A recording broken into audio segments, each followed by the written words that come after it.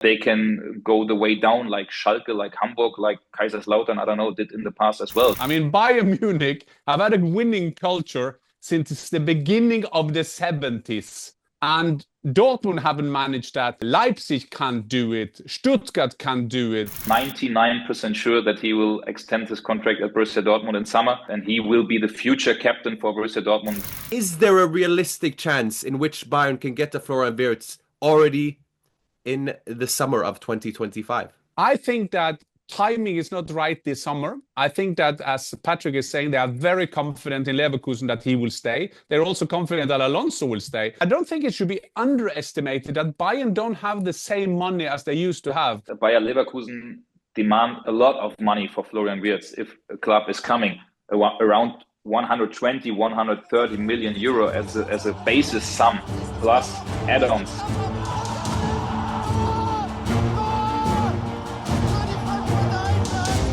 Hi and welcome to the Fußball channel. I'm your host Markus Fjørtoft, as always joined by Jan Fjørtoft, and as a first guest show debut on the show, it's Sky reporter, transfer expert Patrick Berger. Welcome, first of all, debut on the show. Great to have you on.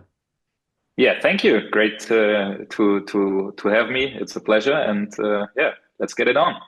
Let's get it on indeed. And we are here to start with, and we'll focus mostly on Dortmund. Now, laying the scene, obviously Dortmund have had a very troubled domestic season. They are in the Champions League quarterfinals. They were out early in the cup.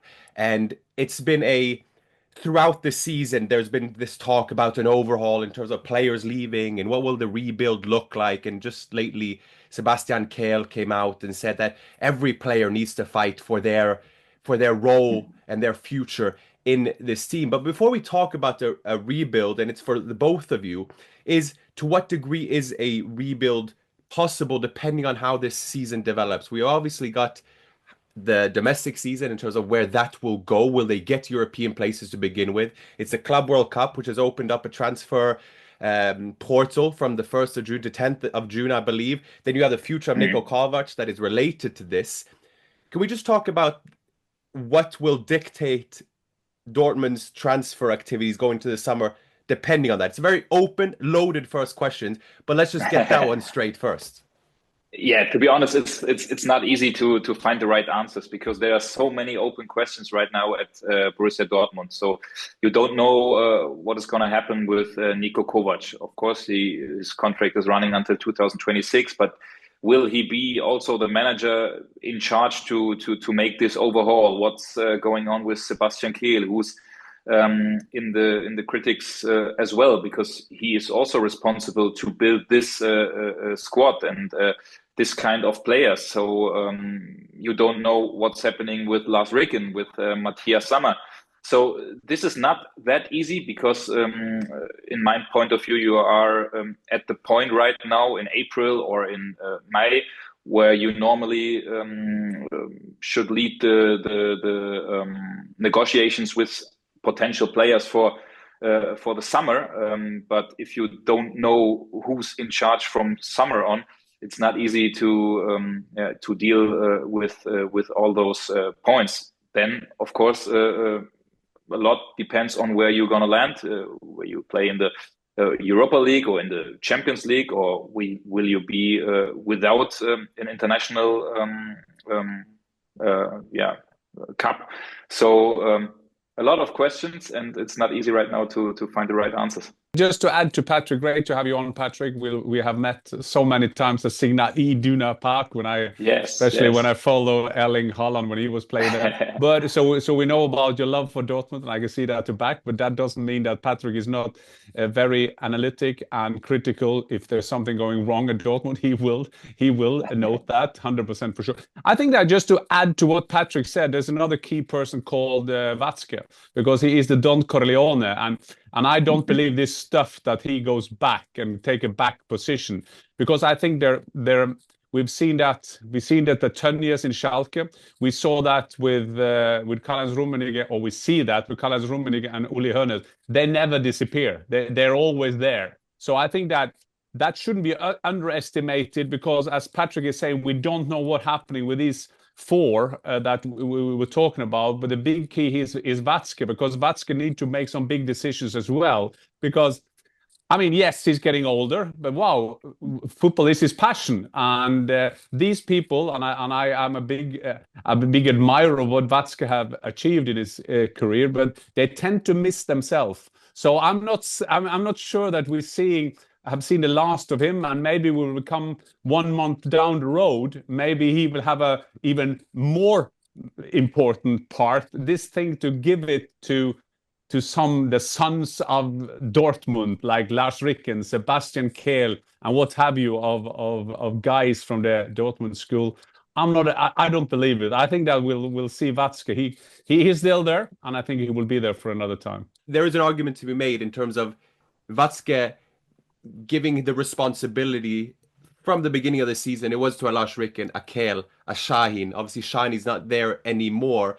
But in terms of, and this is for you, Patrick, in terms of the overall strategy, Dortmund seems to have lost their way a bit, whether that is in the form of recruitment or what have you. There is something that's gone wrong. What is Dortmund's strategy, and will that change from what was proclaimed at the beginning of season to now because of what's happened this season?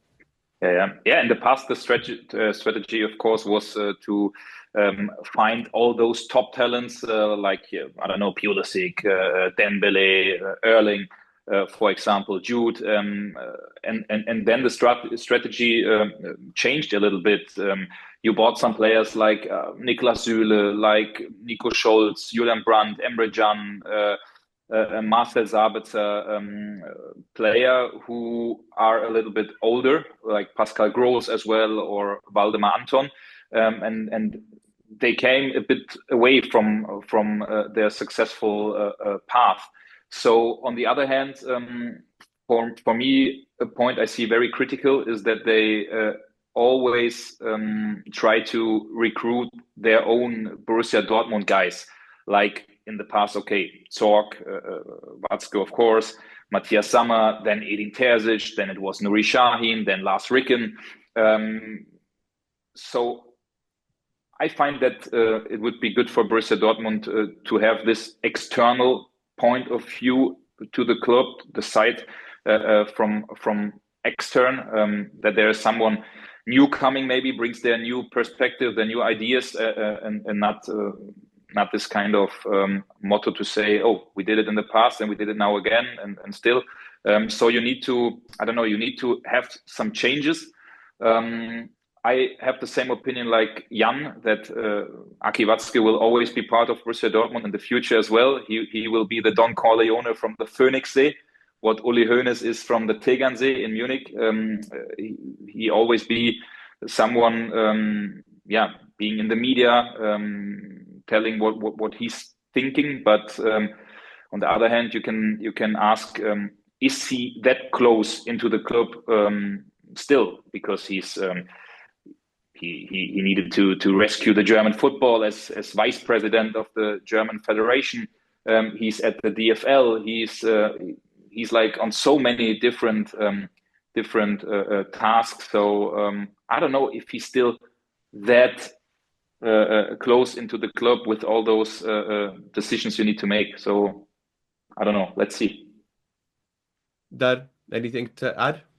No, just saying that it's an identity of a club is hard to find. And when we think back of all the great players that Patrick is mentioning, the great lads who developed into superstars, you can and may ask if that was a consequence of the good work they've done. But sometimes they're hard to find, because we knew that Erling was an exceptional talent. We knew that Jude Bellingham, not like he is today, but we knew they were exceptional talents.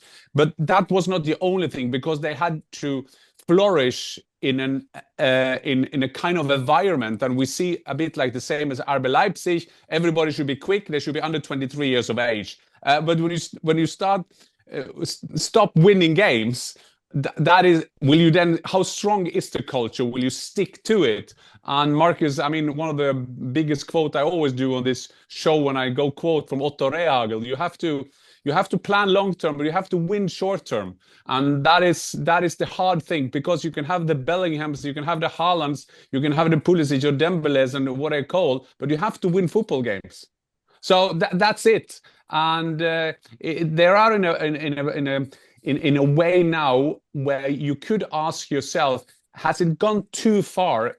And this is not a criticism of the guys who are in charge there, but you have to ask yourself, is the most important thing that you have a Dortmund background, or is the most important thing that you have the qualities that need to be a part of the team to kind of develop the club? Is there a specific kind of player as part of this ever sought balance between winning short term, planning long term? They sign more experienced players, maybe to take that extra step. We remember that last game against Mainz when they could have won the Bundesliga, and it was about, like you're saying, that in terms of finding that balance going into the summer. Patrick, is there a specific type they're looking for? Is it targeting experience, youth? We've seen Jadon Sancho being linked, obviously with the Dortmund background as we're discussing. Have we got any better idea of what that might look like? Yeah, from what I heard is that Jadon is no hot topic right now. Yeah, Jude would be great as well, but no, Jadon is no hot topic right now for Borussia Dortmund, because they see see that they need different players. Jadon earns a huge amount of money, so they want to. What I heard from the club and the environment and in direct talks with people being on the charge right now, they have the feeling that they have too many players that are not hungry enough to win titles, to win games. Players like, I don't know, Niklas Süle, Julian Brandt, maybe the last, I don't know, if they go the extra meter, they are professional on the highest level, like Erling or like Jude in the past. So a bit the lack of mentality. They are still looking for some young players, but I don't expect that Borussia Dortmund will make this big transfers like in the past. No 25, no 30, no 35 million transfer. I think that they look more like on players, I don't know, like Daniel Svensson, who or with price tag from, I don't know, 8 million, 10 millions, something like this. Because of course they have to look at the money as well, because this squad, it's the second highest paid squad in Germany after Bayern Munich. If you don't play Champions League, and it really looks like this, it's going to be a tough season and tough years. And you are right now on a really, really important point. I don't know, in 10 years, maybe we look back into this time and I don't know, discuss about the decisions they make in the summer right now, because they can go the way up, what they want to do, but they can go the way down, like Schalke, like Hamburg, like Kaiserslautern, I don't know, did in the past as well. So it's a very, very crucial way right now for Borussia Dortmund. And if I may say, Marcus, that is it's a tough judgment from Patrick, but I still think it's fair. Because what has changed, I mean, we can always discuss that Dortmund have had players who have the same level of mentality. So we've seen over the 6-7 years, they've had same players. So if they have trouble in a game, there is 6 players away. That was also when the Barca was a Royce. One of my favorites was that there was always that kind of feeling that when 1, 2, 3, 4, 5, 6 players in one game, and then they could lose against anyone. But it's a very important point, because what has changed now is that, first of all, that Leverkusen was the one who took Bayern down from the throne. That is point one. Then you have other teams that have been better. My Eintracht Frankfurt has kind of turned into that Moane 0-100, Marmoush 0-80. I mean, a lot of players, Ekitike, they absolutely now doing the same as Dortmund used to do. So that position is not taken. And then that's the big problem. The challenge is, of course, that Patrick is saying now, that when Dortmund doesn't find that position, where do they find it? Because I was talking to, I was in Leipzig with Axel Hellmann, so we talked a lot about football and we discussed a lot of things. And of course, Dortmund and Bayern are in a league of their own in terms of the potential, in terms of over 80,000 a game, like you saying, the wage structure at the club. So what position they have an identity crisis, I will say now, and I think that's fair to say that the things they're doing now, that will have a long effect on them. And to be fair to them, because they have so many players with no edge, so to say, they take in Nico Kovac, which is a fair, simple math, because that is his quality, that they take him in to give players an edge, tighten things up, get the hunger that Patrick is talking about. So I think I understand what they're doing, but if they do that, they have to be patient on that. They can't kind of change identity. Kovac, okay, Kovac out in the summer. Yeah, okay. So what happened? Why did you get him in then at that time and so on? So it's very interesting time and nerve-wracking time to be a Dortmund fan. And part of, I guess, ensuring that future success is also keeping key players, key figures, key leaders in the squad. And just to conclude this Dortmund talk, one of which being Schlotterbeck, and obviously seen as a future captain, a key figure. And with contract negotiations maybe on pause, I saw he came out and declaring that he was very happy at Dortmund indeed. But it seems like it will be a summer that will be uncertain from a Dortmund standpoint in terms of whether Schlotterbeck will stay at the club with the interest he attracts from abroad. Anything you could say on that, Patrick? Yeah, there's interest from abroad for sure, because he's one of the most talented and the best center backs right now in Germany. He has a left foot, and it's not just this because he has this hunger, this mentality, this I don't know, way to he wants to win every game. So this is a very positive thing on Nico, and I'm 99% sure that he will extend his contract at Borussia Dortmund in summer. That he gonna be maybe one main character for Borussia Dortmund for the next years, and he will be the future captain for Borussia Dortmund as well. I'm not sure if he's gonna be the captain from summer on, because Emre Can is still there. Emre is doing it way better than a few months ago. So Schlotterbeck, Nico has a huge respect. He said this in our exclusive interview on Monday. He has a huge respect for what Emre is doing. So maybe not for now on the change on the captains on the armband, but in the future for sure. We will move on to RB Leipzig. Marco Rose out, Scholtler in on a temporary basis. It seemed to be a summer, regardless, in which there would be changes for RB Leipzig. They're currently sixth in the league. Had a disastrous Champions League campaign, we must say. They are still in the cup while we're recording this. But by all accounts, a team that has underperformed with a pretty talented group of players. Is it to be expected a similar overhaul as far as RB Leipzig is concerned? And it seems like a lot of the things that we've been discussing in terms of that recruitment and doing that well, but also ensuring you want to compete, you want to win titles. We've had experts who gave them an outside chance to win the league or compete for it even as well. Is it a case in which we will see in RB Leipzig undergoing a squad overhaul, perhaps similar to Dortmund? I'm not 100% sure if they really need this squad overhaulment, because they still have a lot of good players. I think it's not easy when some key players like Benjamin Sesko have been underwhelming this season, that he's linked with other top clubs as well. I don't know if he's 100% free in his mind to bring the top quality in every game. It was not easy for them to be without Dani Olmo, who was a key player as well. And I'm not 100% sure if they really made the right decisions in summer on the transfer market. So you had some important injuries as well.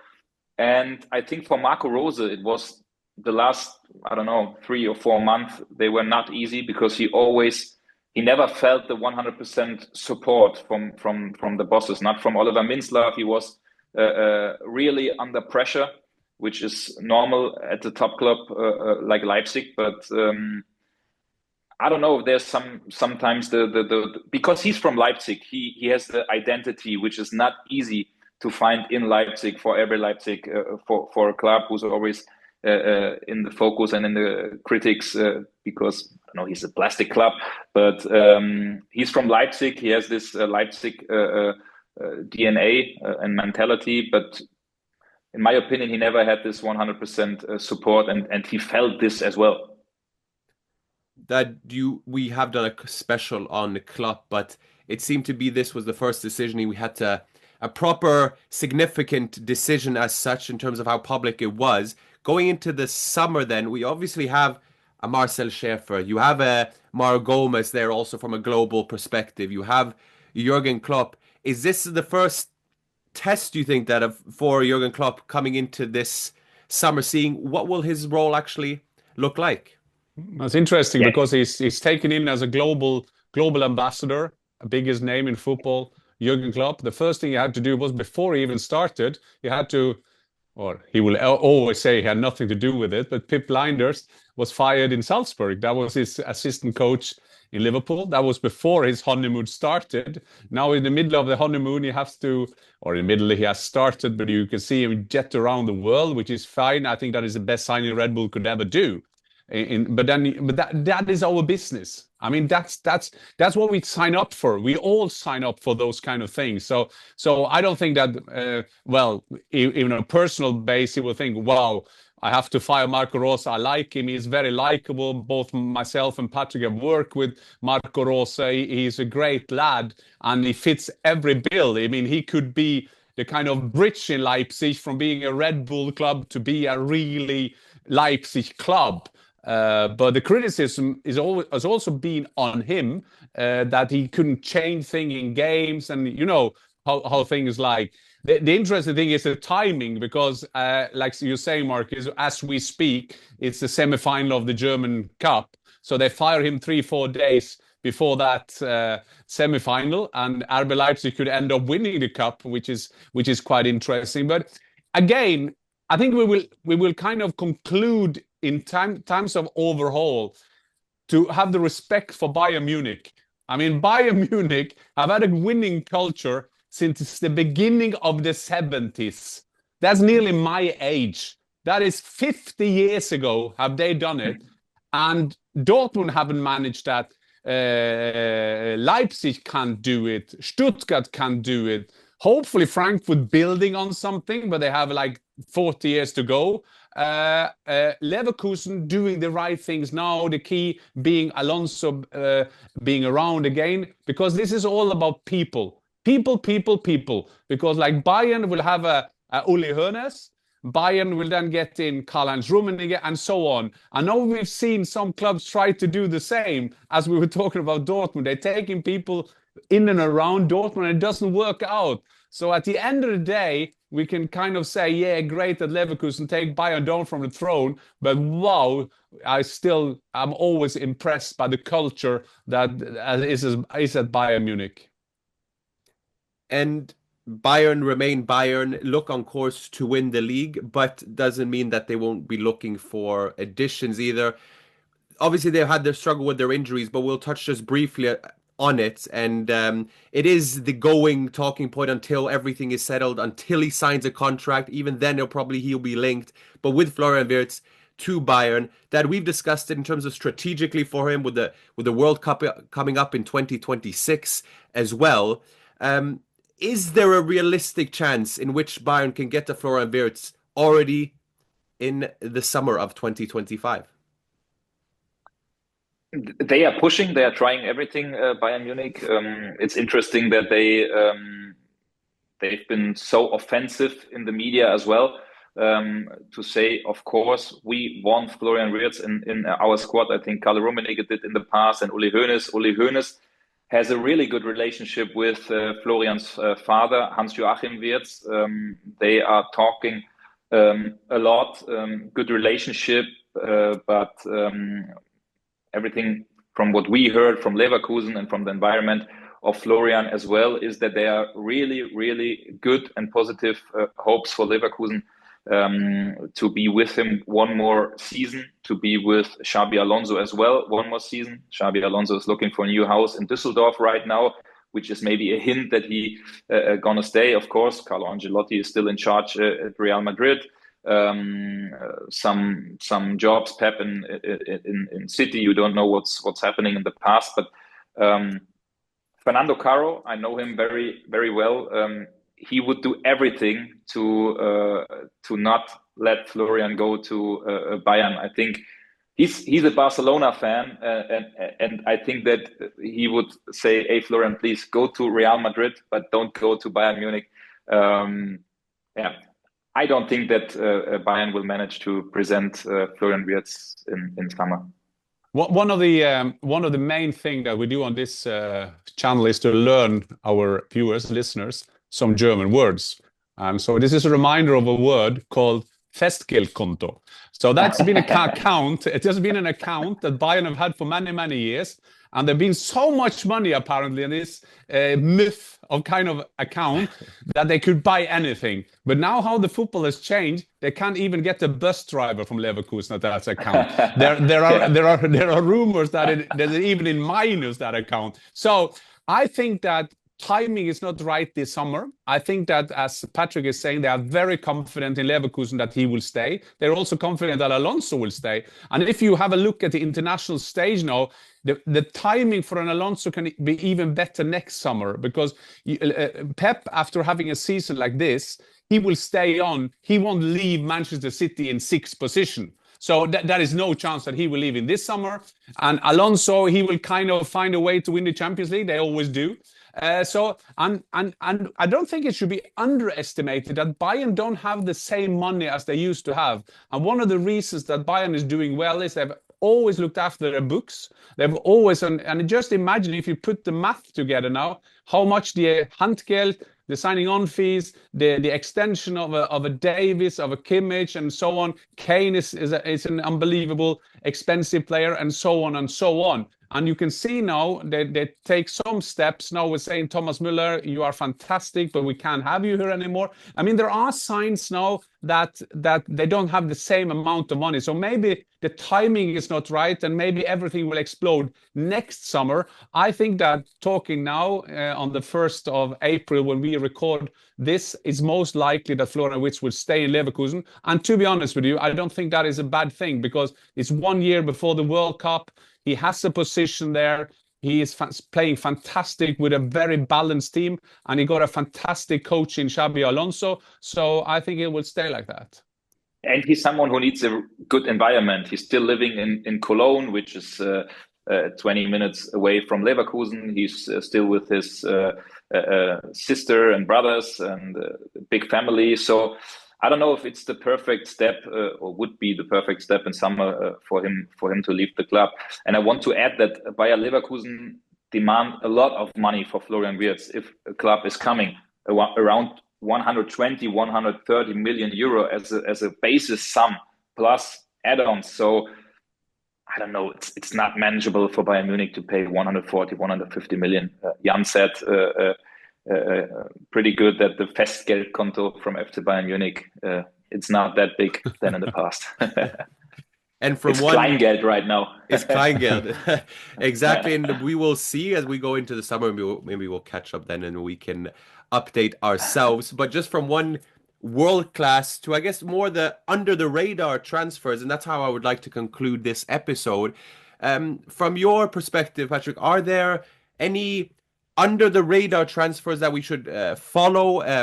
Bundesliga teams are always looking out for the next breakout star. Similarly, there are clubs that will be looking into the Bundesliga. We'll have players like Burkhardt and Woltemade who perhaps could attract interest as well. Any names that come to mind within that description?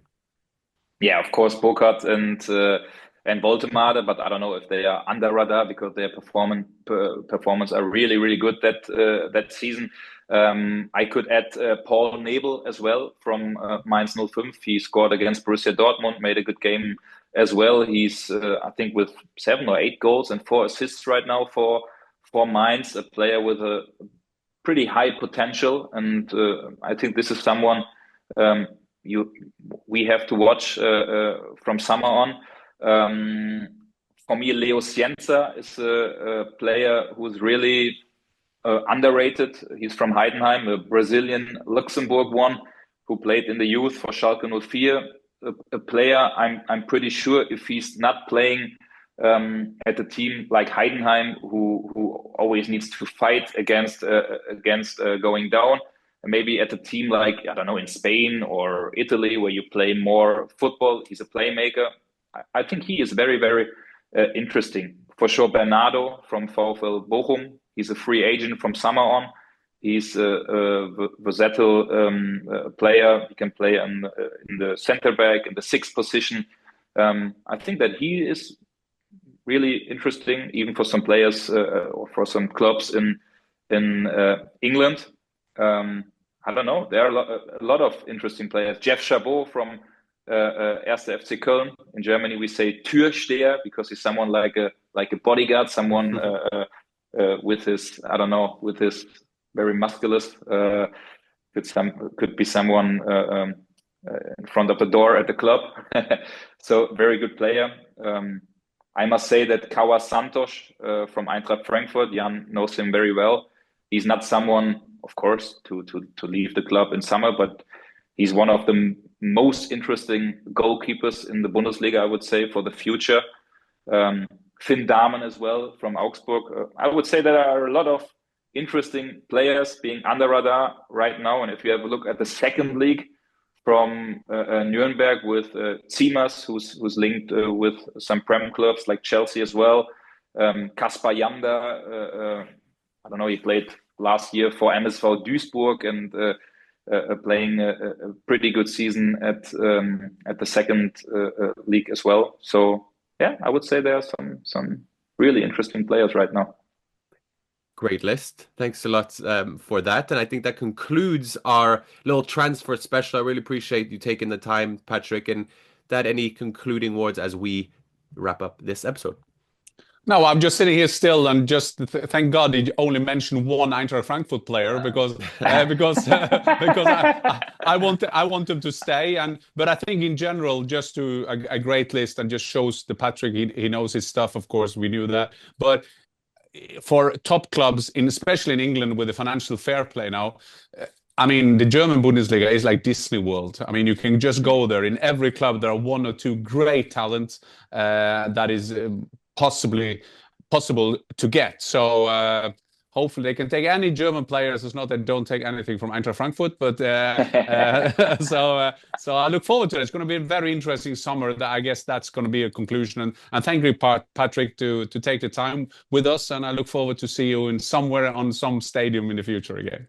Definitely, it would be great. It was a pleasure to be at your podcast. And you know that I'm from Frankfurt as well originally. And one of my first stadium experience, I think it was 1998. I don't know if you played there, but it was Eintracht Frankfurt against Mainz 05. It was a 2-2 draw. I'm not sure if you played there, but just before I came. Yeah. But true, yeah. That was a bit sadder environment that with the old stadium and not like many the enthusiasm it is today. But yes, but a great traditional. And I know, of course, that you're from Frankfurt area, and these tradition in Germany is fantastic. So that's why I honestly, although I'm an Eintracht fan, I always been a big fan also to follow Dortmund because I want them to do well. So I know that you are suffering a bit now with your shirts there in the back. So, but thanks a lot again, Patrick, and auf Wiedersehen, Markus.